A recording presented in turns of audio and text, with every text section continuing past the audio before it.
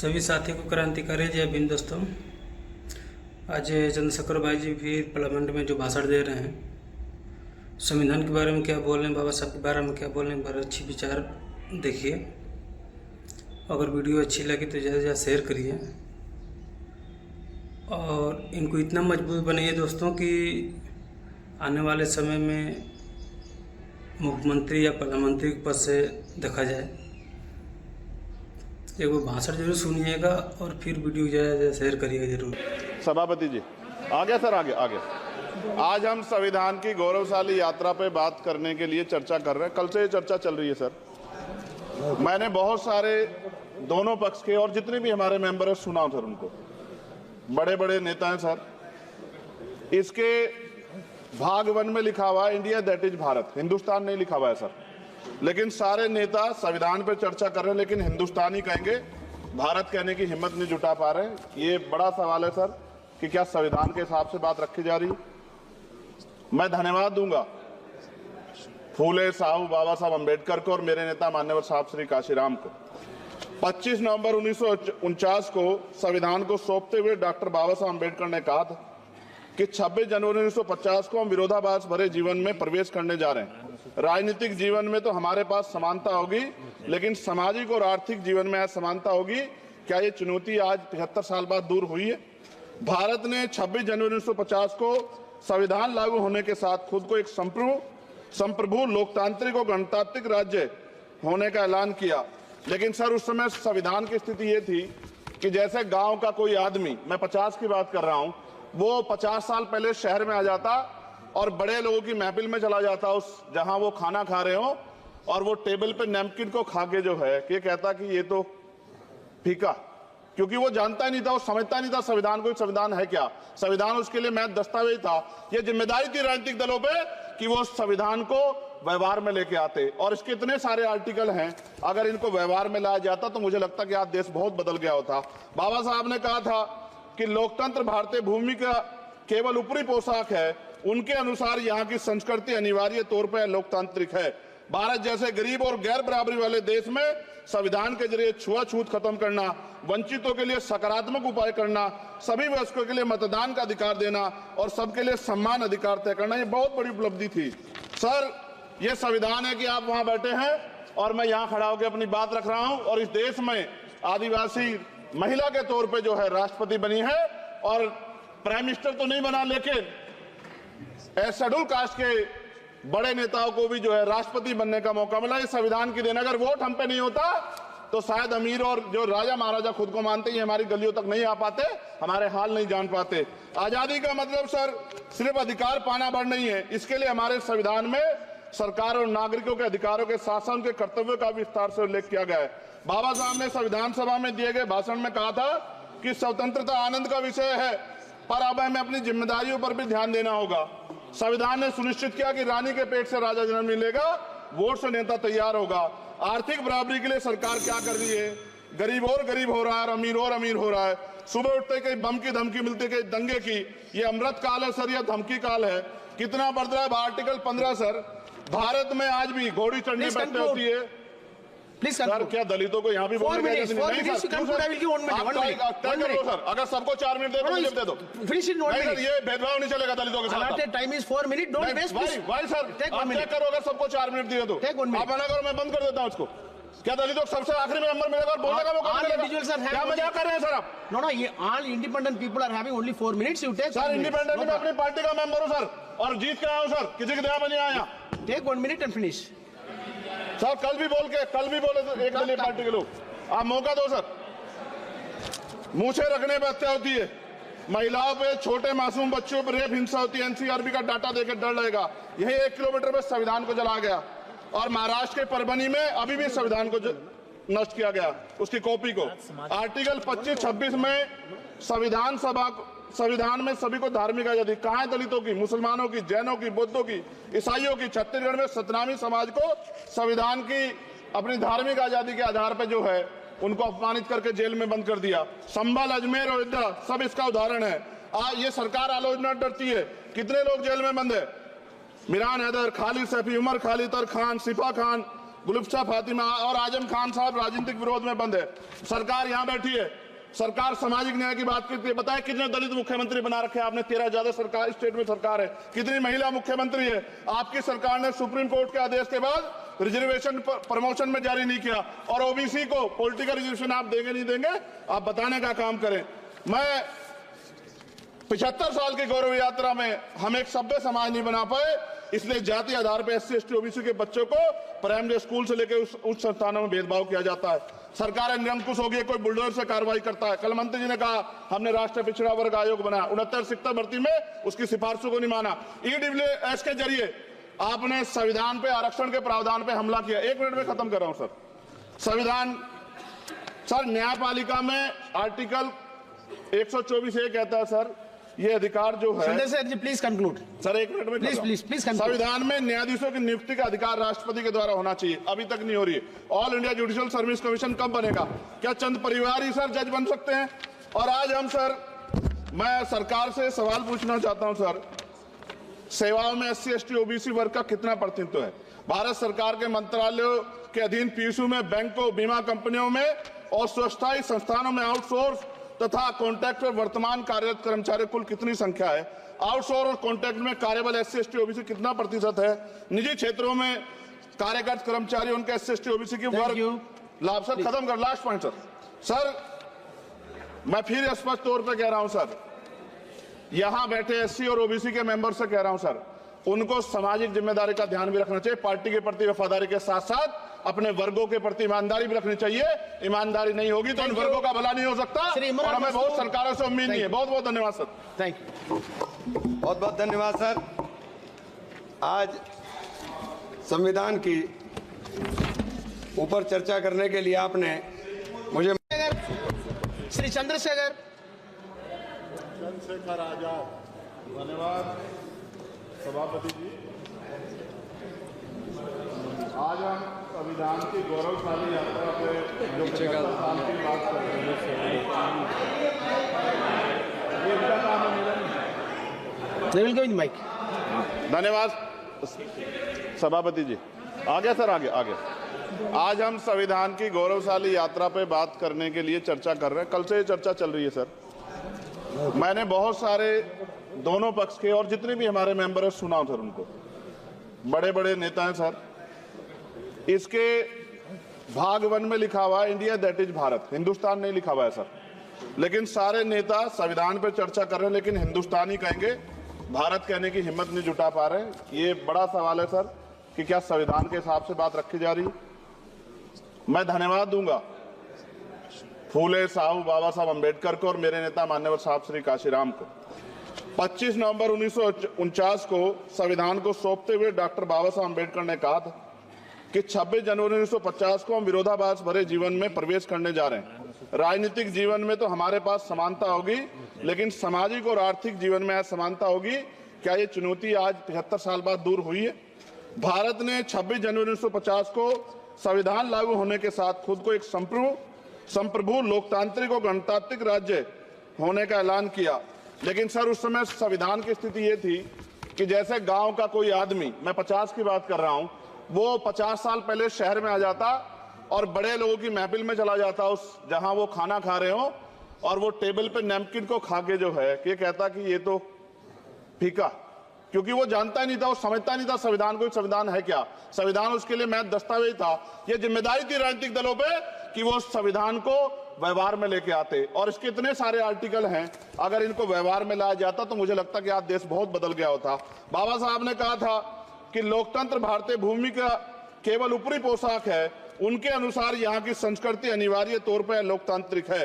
भारत जैसे गरीब और गैर बराबरी वाले देश में संविधान के जरिए छुआछूत खत्म करना, वंचितों के लिए सकारात्मक उपाय करना, सभी वयस्कों के लिए मतदान का अधिकार देना और सबके लिए सम्मान अधिकार तय करना, ये बहुत बड़ी उपलब्धि थी। सर ये संविधान है कि आप वहां बैठे हैं और मैं यहाँ खड़ा होकर अपनी बात रख रहा हूं, और इस देश में आदिवासी महिला के तौर पे जो है राष्ट्रपति बनी है, और प्राइम मिनिस्टर तो नहीं बना, लेकिन शेड्यूल कास्ट के बड़े नेताओं को भी जो है राष्ट्रपति बनने का मौका मिला। इस संविधान की देन, अगर वोट हम पे नहीं होता तो शायद अमीर और जो राजा महाराजा खुद को मानते हैं हमारी गलियों तक नहीं आ पाते, हमारे हाल नहीं जान पाते। आजादी का मतलब सर सिर्फ अधिकार पाना भर नहीं है, इसके लिए हमारे संविधान में सरकार और नागरिकों के अधिकारों के साथ साथ उनके कर्तव्यों का विस्तार से उल्लेख किया गया है। बाबा साहब ने संविधान सभा में दिए गए भाषण में कहा था कि स्वतंत्रता आनंद का विषय है, पर अब हमें अपनी जिम्मेदारियों पर भी ध्यान देना होगा। संविधान ने सुनिश्चित किया कि रानी के पेट से राजा जन्म मिलेगा, वोट से नेता तैयार होगा। आर्थिक बराबरी के लिए सरकार क्या कर रही है? गरीब और गरीब हो रहा है और अमीर हो रहा है। सुबह उठते कहीं बम की धमकी मिलती, कहीं दंगे की। ये अमृत काल है सर या धमकी काल है? कितना बढ़ रहा है आर्टिकल 15 सर। भारत में आज भी घोड़ी चढ़नी बैठने होती है। प्लीज सर क्या दलितों को यहाँ भी बोलने का सर, अगर सबको 4 मिनट दे तो मुझे दे दो। Finish in 1 minute. ये भेदभाव नहीं चलेगा दलितों के साथ। Time is 4 minute, don't waste. भाई सर आप क्या करो, अगर सबको 4 मिनट दिए तो आप मना करो, मैं बंद कर देता हूँ उसको। क्या दलितों को सबसे आखिरी में नंबर मिलेगा और बोलने का मौका मिलेगा? क्या मजाक कर रहे हैं सर आप? नो, ये all independent people are having only 4 minutes. You take sir independent में अपनी पार्टी का मेंबर हूँ सर, और जीत के आया हूँ सर, किसी की दया में नहीं आया। Take 1 minute and finish. Sir कल भी बोले तो एक दलीय पार्टी के लोग, आप मौका दो सर। मूछे रखने पर हत्या होती है, महिलाओं पे, छोटे मासूम बच्चों पर रेप हिंसा होती है। एनसीआरबी का डाटा देकर डर लगेगा। यही 1 किलोमीटर में संविधान को जला गया, और महाराष्ट्र के परभनी में अभी भी संविधान को नष्ट किया गया, उसकी कॉपी को। आर्टिकल 25-26 में संविधान में सभी को धार्मिक आजादी। कहाँ है दलितों की, मुसलमानों की, जैनों की, बौद्धों की, ईसाइयों की? छत्तीसगढ़ में सतनामी समाज को संविधान की अपनी धार्मिक आजादी के आधार पर जो है उनको अपमानित करके जेल में बंद कर दिया। संभल, अजमेर, अयोध्या सब इसका उदाहरण है। ये सरकार आलोचना डरती है। कितने लोग जेल में बंद है? मिरान हैदर, खालिद सैफी, उमर खालिद खान, सिफा खान, गुलफ्शा फातिमा और आजम खान साहब राजनीतिक विरोध में बंद है। सरकार यहाँ बैठी है, सरकार सामाजिक न्याय की बात करती है। बताए कितने दलित मुख्यमंत्री बना रखे हैं आपने? 13 ज्यादा सरकार स्टेट में सरकार है। कितनी महिला मुख्यमंत्री है? आपकी सरकार ने सुप्रीम कोर्ट के आदेश के बाद रिजर्वेशन प्रमोशन में जारी नहीं किया, और ओबीसी को पॉलिटिकल रिजर्वेशन आप देंगे नहीं देंगे, आप बताने का काम करें। मैं 75 साल की गौरव यात्रा में हम एक सभ्य समाज नहीं बना पाए, इसलिए जाति आधार पर SC ST OBC के बच्चों को प्राइमरी स्कूल से लेकर उच्च संस्थानों में भेदभाव किया जाता है। सरकार निरंकुश हो गई, कोई बुलडोजर से कार्रवाई करता है। कल मंत्री जी ने कहा हमने राष्ट्रीय पिछड़ा वर्ग आयोग बनाया, 69 शिक्षक भर्ती में उसकी सिफारिशों को नहीं माना। EWS के जरिए आपने संविधान पे, आरक्षण के प्रावधान पे हमला किया। 1 मिनट में खत्म कर रहा हूं सर। संविधान सर न्यायपालिका में आर्टिकल 124 ये कहता है सर, ये अधिकार जो है। Sundar sir ji please conclude. Sir 1 minute में प्लीज संविधान में न्यायाधीशों की नियुक्ति का अधिकार राष्ट्रपति के द्वारा होना चाहिए, अभी तक नहीं हो रही है। All India judicial service commission कब बनेगा? क्या चंद परिवार ही सर जज बन सकते हैं? और आज हम सर, मैं सरकार से सवाल पूछना चाहता हूं सर, सेवाओं में SC ST OBC वर्ग का कितना प्रतिनिधित्व है? भारत सरकार के मंत्रालयों के अधीन PSU में, बैंकों, बीमा कंपनियों में और स्वच्छता संस्थानों में आउटसोर्स तथा कॉन्ट्रैक्ट पर वर्तमान कार्यरत कर्मचारी कुल कितनी संख्या है? आउटसोर्स और कॉन्ट्रैक्ट में कार्यबल SC ST OBC कितना प्रतिशत है? निजी क्षेत्रों में कार्यरत कर्मचारी उनके SC ST OBC की वर्ग लाभ। सर खत्म कर, लास्ट पॉइंट सर मैं फिर स्पष्ट तौर पर कह रहा हूं सर, यहां बैठे SC और OBC के मेंबर से कह रहा हूं सर, उनको सामाजिक जिम्मेदारी का ध्यान भी रखना चाहिए। पार्टी के प्रति वफादारी के साथ साथ अपने वर्गों के प्रति ईमानदारी भी रखनी चाहिए। ईमानदारी नहीं होगी तो इन वर्गों का भला नहीं हो सकता, और हमें बहुत सरकारों से उम्मीद नहीं है। बहुत बहुत धन्यवाद सर। Thank you. बहुत बहुत धन्यवाद सर। आज संविधान की ऊपर चर्चा करने के लिए आपने मुझे श्री चंद्रशेखर आजाद, धन्यवाद सभापति जी। आज हम संविधान की गौरवशाली यात्रा पे जो 75 साल की बात कर रहे हैं, ये इनका काम है। धन्यवाद सभापति जी। आगे सर, आगे। आज हम संविधान की गौरवशाली यात्रा पे बात करने के लिए चर्चा कर रहे हैं। कल से ये चर्चा चल रही है सर। मैंने बहुत सारे दोनों पक्ष के और जितने भी हमारे मेंबर हैं सुना सर, उनको बड़े बड़े नेता हैं सर। इसके भाग 1 में लिखा हुआ है India that is Bharat, Hindustan नहीं लिखा हुआ है सर। लेकिन सारे नेता संविधान पर चर्चा कर रहे हैं, लेकिन हिंदुस्तान ही कहेंगे, भारत कहने की हिम्मत नहीं जुटा पा रहे। ये बड़ा सवाल है सर कि क्या संविधान के हिसाब से बात रखी जा रही है। मैं धन्यवाद दूंगा फूले साहू बाबा साहब अम्बेडकर को और मेरे नेता मान्यवर साहब श्री काशीराम को। 25 नवंबर 1949 को संविधान को सौंपते हुए डॉक्टर बाबा साहब अम्बेडकर ने कहा था कि 26 जनवरी 1950 को हम विरोधाभास भरे जीवन में प्रवेश करने जा रहे हैं। राजनीतिक जीवन में तो हमारे पास समानता होगी, लेकिन सामाजिक और आर्थिक जीवन में असमानता होगी। क्या ये चुनौती आज 75 साल बाद दूर हुई है? भारत ने 26 जनवरी 1950 को संविधान लागू होने के साथ खुद को एक संप्रभु लोकतांत्रिक और गणतांत्रिक राज्य होने का ऐलान किया। लेकिन सर, उस समय संविधान की स्थिति ये थी कि जैसे गांव का कोई आदमी, मैं 50 की बात कर रहा हूं, वो 50 साल पहले शहर में आ जाता और बड़े लोगों की महफिल में चला जाता, उस जहां वो खाना खा रहे हो, और वो टेबल पे नैपकिन को खा के जो है कि कहता कि ये तो फीका, क्योंकि वो जानता ही नहीं था, वो समझता नहीं था संविधान को, संविधान है क्या। संविधान उसके लिए महज दस्तावेज था। ये जिम्मेदारी थी राजनीतिक दलों पे कि वो संविधान को व्यवहार में लेके आते, और इसके इतने सारे आर्टिकल हैं, अगर इनको व्यवहार में लाया जाता तो मुझे लगता कि आज देश बहुत बदल गया होता। बाबा साहब ने कहा था कि लोकतंत्र भारतीय भूमि का केवल ऊपरी पोशाक है, उनके अनुसार यहाँ की संस्कृति अनिवार्य तौर पर लोकतांत्रिक है। भारत जैसे गरीब और गैर बराबरी वाले देश में संविधान के जरिए छुआछूत खत्म करना, वंचितों के लिए सकारात्मक उपाय करना, सभी वयस्कों के लिए मतदान का अधिकार देना और सबके लिए सम्मान अधिकार तय करना, ये बहुत बड़ी उपलब्धि थी।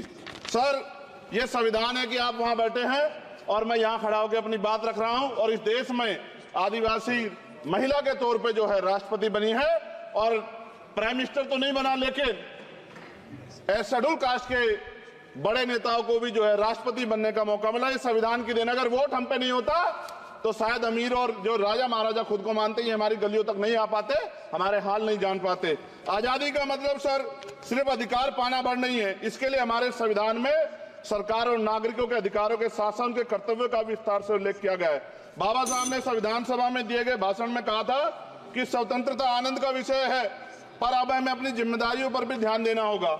संविधान ने सुनिश्चित किया कि रानी के पेट से राजा जन्म नहीं लेगा, वोट से नेता तैयार होगा। आर्थिक बराबरी के लिए सरकार क्या कर रही है? गरीब और गरीब हो रहा है, अमीर और अमीर हो रहा है। सुबह उठते कहीं बम की धमकी मिलती, कहीं दंगे की। ये अमृत काल है सर, यह धमकी काल है। कितना बढ़ रहा है? आर्टिकल 15 सर, भारत में आज भी घोड़ी चढ़नी बैठते होती है। सर, क्या दलितों को यहाँ भी बोलने का नहीं? सर, अगर सबको 4 मिनट दे दो, मुझे दे दो। ये भेदभाव नहीं चलेगा दलितों के साथ। Time is 4 minute, don't waste. भाई सर, आप क्या करो, अगर सबको 4 मिनट दिए तो आप मना करो, मैं बंद कर देता हूँ उसको। क्या दलितों को सबसे आखिरी में नंबर मिलेगा और बोलने का मौका मिलेगा? क्या मजाक कर रहे हैं सर आप? नो, ये all independent people are having only 4 minutes. You take sir, independent में अपनी पार्टी का मेंबर हूँ सर, और जीत के आया हूँ सर, किसी की दया में नहीं आया। Take 1 minute and finish. Sir, कल भी बोले तो एक दलीय पार्टी के लोग, आप मौका दो सर। मूछे रखने पर हत्या होती है, महिलाओं पे, छोटे मासूम बच्चों पर रेप हिंसा होती है। एनसीआरबी का डाटा देकर डर लगेगा। यही 1 किलोमीटर में संविधान को जला गया, और महाराष्ट्र के परभनी में अभी भी संविधान को नष्ट किया गया, उसकी कॉपी को। आर्टिकल 25-26 में संविधान में सभी को धार्मिक आजादी। कहाँ है दलितों की, मुसलमानों की, जैनों की, बौद्धों की, ईसाइयों की? छत्तीसगढ़ में सतनामी समाज को संविधान की अपनी धार्मिक आजादी के आधार पर जो है उनको अपमानित करके जेल में बंद कर दिया। संभल, अजमेर, अयोध्या सब इसका उदाहरण है। आज ये सरकार आलोचना डरती है। कितने लोग जेल में बंद है? मिरान हैदर, खालिद सैफी, उमर खालिद खान, सिफा खान, गुलफ्शा फातिमा और आजम खान साहब राजनीतिक विरोध में बंद है।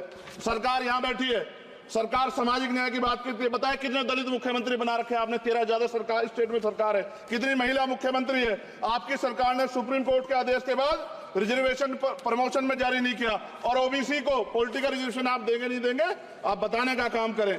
मैं 75 साल की गौरव यात्रा में हम एक सभ्य समाज नहीं बना पाए, इसलिए जाति आधार पर SC ST OBC के बच्चों को प्राइमरी स्कूल से लेकर उच्च संस्थानों में भेदभाव किया जाता है।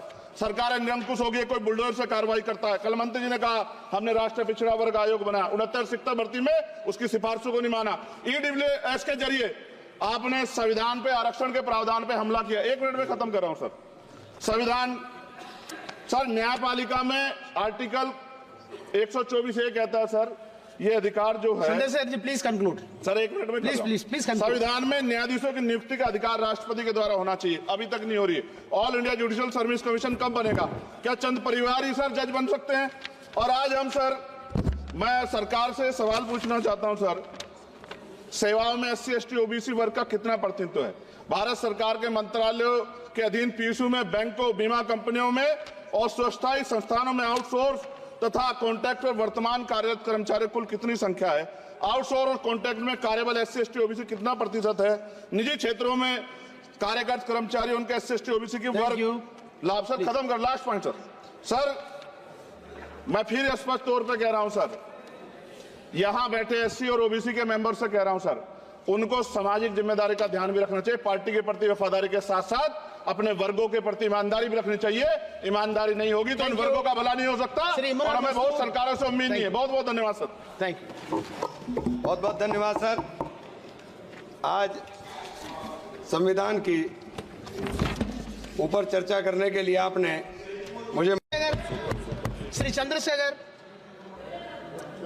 आजाद, धन्यवाद सभापति जी। आज हम संविधान की गौरवशाली यात्रा पे जो 75 साल की बात कर रहे हैं, ये इनका काम है। माइक। धन्यवाद सभापति जी। आगे सर, आगे। आज हम संविधान की गौरवशाली यात्रा पे बात करने के लिए चर्चा कर रहे हैं। कल से ये चर्चा चल रही है सर। मैंने बहुत सारे दोनों पक्ष के और जितने भी हमारे मेंबर हैं सुना सर, उनको बड़े बड़े नेता हैं सर।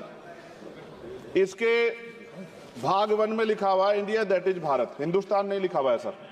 लेकिन सारे नेता संविधान पे चर्चा कर रहे हैं लेकिन हिंदुस्तान ही कहेंगे, भारत कहने की हिम्मत नहीं जुटा पा रहे हैं। ये बड़ा सवाल है सर कि क्या संविधान के हिसाब से बात रखी जा रही है। मैं धन्यवाद दूंगा फूले साहू बाबा साहब अम्बेडकर को और मेरे नेता मान्यवर साहब श्री काशीराम को। 25 नवंबर 1949 को संविधान को सौंपते हुए डॉक्टर बाबा साहब अम्बेडकर ने कहा था कि 26 जनवरी 1950 को हम विरोधाभास भरे जीवन में प्रवेश करने जा रहे हैं। राजनीतिक जीवन में तो हमारे पास समानता होगी लेकिन सामाजिक और आर्थिक जीवन में असमानता होगी। क्या ये चुनौती आज 73 साल बाद दूर हुई है? भारत ने 26 जनवरी 1950 को संविधान लागू होने के साथ खुद को एक संप्रभु लोकतांत्रिक और गणतांत्रिक राज्य होने का ऐलान किया। लेकिन सर उस समय संविधान की स्थिति ये थी कि जैसे गांव का कोई आदमी, मैं 50 की बात कर रहा हूं, वो 50 साल पहले शहर में आ जाता और बड़े लोगों की महफिल में चला जाता, उस जहां वो खाना खा रहे हो, और वो टेबल पे नैपकिन को खा के जो है कि कहता कि ये तो फीका, क्योंकि वो जानता ही नहीं था, वो समझता नहीं था संविधान को, संविधान है क्या। संविधान उसके लिए महज दस्तावेज था। ये जिम्मेदारी थी राजनीतिक दलों पे कि वो संविधान को व्यवहार में लेके आते। और इसके इतने सारे आर्टिकल हैं, अगर इनको व्यवहार में लाया जाता तो मुझे लगता कि आज देश बहुत बदल गया होता। बाबा साहब ने कहा था कि लोकतंत्र भारतीय भूमि का केवल ऊपरी पोशाक है, उनके अनुसार यहाँ की संस्कृति अनिवार्य तौर पर लोकतांत्रिक है। भारत जैसे गरीब और गैर बराबरी वाले देश में संविधान के जरिए छुआछूत खत्म करना, वंचितों के लिए सकारात्मक उपाय करना, सभी वयस्कों के लिए मतदान का अधिकार देना और सबके लिए सम्मान अधिकार तय करना, ये बहुत बड़ी उपलब्धि थी। सर ये संविधान है कि आप वहां बैठे हैं और मैं यहाँ खड़ा होकर अपनी बात रख रहा हूं, और इस देश में आदिवासी महिला के तौर पे जो है राष्ट्रपति बनी है, और प्राइम मिनिस्टर तो नहीं बना लेकिन शेड्यूल कास्ट के बड़े नेताओं को भी जो है राष्ट्रपति बनने का मौका मिला। इस संविधान की देन, अगर वोट हम पे नहीं होता तो शायद अमीर और जो राजा महाराजा खुद को मानते हैं हमारी गलियों तक नहीं आ पाते, हमारे हाल नहीं जान पाते। आजादी का मतलब सर सिर्फ अधिकार पाना भर नहीं है, इसके लिए हमारे संविधान में सरकार और नागरिकों के अधिकारों के साथ साथ उनके कर्तव्यों का विस्तार से उल्लेख किया गया है। बाबा साहब ने संविधान सभा में दिए गए भाषण में कहा था कि स्वतंत्रता आनंद का विषय है, पर अब हमें अपनी जिम्मेदारियों पर भी ध्यान देना होगा। संविधान ने सुनिश्चित किया कि रानी के पेट से राजा जन्म नहीं लेगा, वोट से नेता तैयार होगा। आर्थिक बराबरी के लिए सरकार क्या कर रही है? गरीब और गरीब हो रहा है और अमीर हो रहा है। सुबह उठते कहीं बम की धमकी मिलती, कहीं दंगे की। ये अमृत काल है सर या धमकी काल है? कितना बढ़ रहा है आर्टिकल 15 सर। भारत में आज भी घोड़ी चढ़ने बैठते होती है। प्लीज सर क्या दलितों को यहाँ भी बोलने का सर अगर सबको 4 मिनट दे दो मुझे दे दो। Finish in 1 minute. ये भेदभाव नहीं चलेगा दलितों के साथ। Time is 4 minute. Don't waste. भाई सर आप क्या करो, अगर सबको 4 मिनट दिए तो आप मना करो, मैं बंद कर देता हूँ उसको। क्या दलितों को सबसे आखिरी में नंबर मिलेगा और बोलने का मौका मिलेगा? क्या मजाक कर रहे हैं सर आप? नो ये all independent people are having only 4 minutes. You take. Sir independent में अपनी पार्टी का मेंबर हूँ सर, और जीत के आया हूँ सर, किसी की दया में नहीं आया। Take 1 minute and finish. Sir कल भी बोले तो एक दलीय पार्टी के लोग, आप मौका दो सर। मूछे रखने पर हत्या होती है, महिलाओं पे, छोटे मासूम बच्चों पर रेप हिंसा होती है, एनसीआरबी का डाटा देकर डर लगेगा। यही 1 किलोमीटर में संविधान को जला गया। और महाराष्ट्र के परभनी में अभी भी संविधान को नष्ट किया गया, उसकी कॉपी को। आर्टिकल 25-26 में संविधान में सभी को धार्मिक आजादी, कहाँ है दलितों की, मुसलमानों की, जैनों की, बौद्धों की, ईसाइयों की। छत्तीसगढ़ में सतनामी समाज को संविधान की अपनी धार्मिक आजादी के आधार पर जो है उनको अपमानित करके जेल में बंद कर दिया। संभल, अजमेर, अयोध्या सब इसका उदाहरण है। आज ये सरकार आलोचना डरती है। कितने लोग जेल में बंद है? मिरान हैदर, खालिद सैफी, उमर खालिद खान, सिफा खान, गुलफ्ता फातिमा और आजम खान साहब राजनीतिक विरोध में बंद है। सरकार यहाँ बैठी है, सरकार सामाजिक न्याय की बात करती है। बताए कितने दलित मुख्यमंत्री बना रखे हैं आपने? 13 ज्यादा सरकार स्टेट में सरकार है। कितनी महिला मुख्यमंत्री है? आपकी सरकार ने सुप्रीम कोर्ट के आदेश के बाद रिजर्वेशन प्रमोशन में जारी नहीं किया। और ओबीसी को पॉलिटिकल रिजर्वेशन आप देंगे नहीं देंगे, आप बताने का काम करें। मैं 75 साल की गौरव यात्रा में हम एक सभ्य समाज नहीं बना पाए, इसलिए जाति आधार पर SC ST OBC के बच्चों को प्राइमरी स्कूल से लेकर उच्च संस्थानों में भेदभाव किया जाता है। सरकार निरंकुश हो गई, कोई बुलडोजर से कार्रवाई करता है। कल मंत्री जी ने कहा हमने राष्ट्रीय पिछड़ा वर्ग आयोग बनाया, 69 शिक्षक भर्ती में उसकी सिफारिशों को नहीं माना। EWS के जरिए आपने संविधान पे, आरक्षण के प्रावधान पे हमला किया। 1 मिनट में खत्म कर रहा हूं सर। संविधान सर, न्यायपालिका में आर्टिकल 124 ये कहता है सर, ये अधिकार जो है। Sanjay sir ji please conclude sir 1 minute में प्लीज संविधान में न्यायाधीशों की नियुक्ति का अधिकार राष्ट्रपति के द्वारा होना चाहिए, अभी तक नहीं हो रही है। All India judicial service commission कब बनेगा? क्या चंद परिवार ही सर जज बन सकते हैं? और आज हम सर, मैं सरकार से सवाल पूछना चाहता हूं सर, सेवाओं में SC ST OBC वर्ग का कितना प्रतिनिधित्व है? भारत सरकार के मंत्रालयों के अधीन PSU में, बैंकों, बीमा कंपनियों में और स्वच्छता संस्थानों में आउटसोर्स तथा कॉन्ट्रैक्ट पर वर्तमान कार्यरत कर्मचारी कुल कितनी संख्या है? आउटसोर्स और कॉन्ट्रैक्ट में कार्यबल SC ST OBC कितना प्रतिशत है?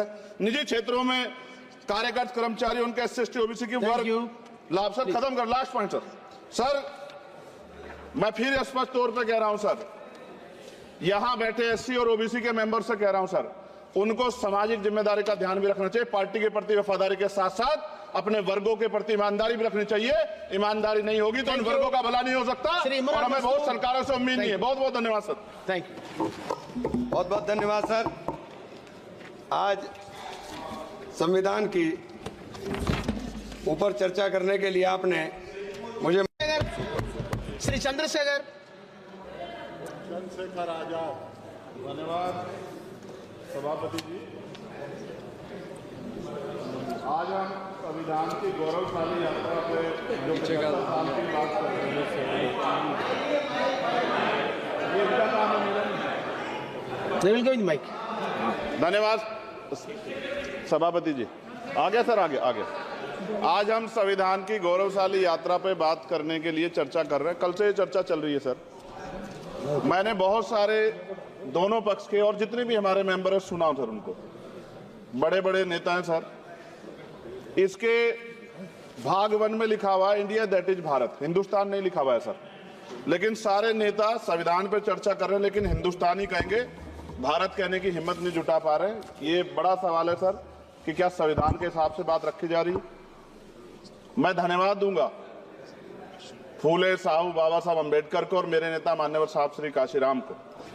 25 नवंबर 1949 को संविधान को सौंपते हुए डॉक्टर बाबा साहब अम्बेडकर ने कहा था कि 26 जनवरी 1950 को हम विरोधाभास भरे जीवन में प्रवेश करने जा रहे हैं। राजनीतिक जीवन में तो हमारे पास समानता होगी, लेकिन सामाजिक और आर्थिक जीवन में असमानता होगी। क्या ये चुनौती आज 75 साल बाद दूर हुई है? भारत ने 26 जनवरी 1950 को संविधान लागू होने के साथ खुद को एक संप्रभु लोकतांत्रिक और गणतांत्रिक राज्य होने का ऐलान किया। लेकिन सर उस समय संविधान की स्थिति ये थी कि जैसे गांव का कोई आदमी, मैं 50 की बात कर रहा हूं, वो 50 साल पहले शहर में आ जाता और बड़े लोगों की महफिल में चला जाता, उस जहां वो खाना खा रहे हो, और वो टेबल पे नैपकिन को खा के जो है कि कहता कि ये तो फीका, क्योंकि वो जानता नहीं था, वो समझता नहीं था संविधान को, संविधान है क्या। संविधान उसके लिए महज दस्तावेज था। ये जिम्मेदारी थी राजनीतिक दलों पे कि वो संविधान को व्यवहार में लेके आते। और इसके इतने सारे आर्टिकल हैं, अगर इनको व्यवहार में लाया जाता तो मुझे लगता कि आज देश बहुत बदल गया होता।